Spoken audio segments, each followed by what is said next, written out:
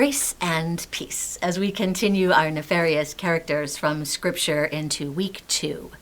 So, my nefarious character is Jephthah. Sorry about that. Jephthah. And he's in Judges 11 and 12.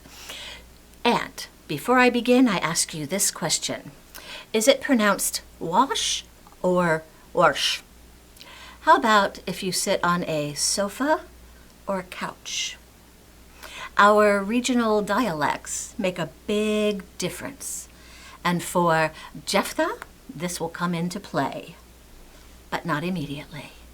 Before it comes into play, we have to learn that Jephthah is the son of Gilead and a prostitute, and they live in Gilead.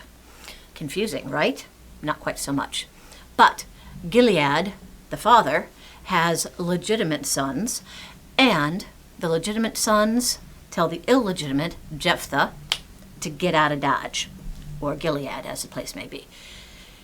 He does, and he hangs out with these other folks, basically becomes the leader of what we would call a gang, right? And he's very good at fighting, being the leader of the gang. So the elders of Gilead, the locale, come to him because they're going to have to go to battle with the Ammonites, and they need a good, strong leader. Jephthah, being no fool, wants some assurances that having been kicked out once, he's not going to be kicked out again.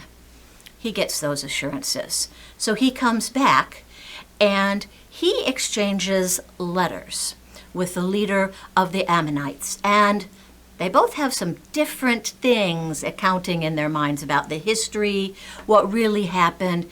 And when it's decided that they are going to go to battle, Jephthah in battle makes a vow to God that if he is given victory, when he comes home, the first thing or the first person that greets him is going to be sacrificed to God. They're given victory. And when they come home victorious, Jephthah's only child, a daughter, comes running out to greet him, singing and dancing. He tears the cloth. He is so sad. But he does keep his promise, and to the temple she goes to be sacrificed. A little bit later on, there's another battle that needs to be fought. He makes no particular vows at this time because, thank you so much, he has learned his lesson. But this time the battle against the Edomites. There's this. The Israelites have the word shibboleth, and the Edomites pronounce it sibboleth.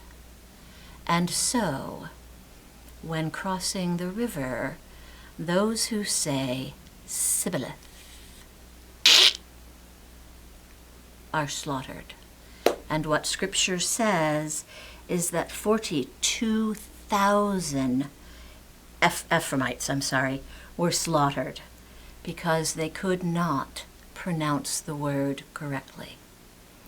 So, to this day, there are still things on the borders of countries where if you pronounce a word correctly, you're allowed to cross. And if you do not pronounce the word correctly, it's over.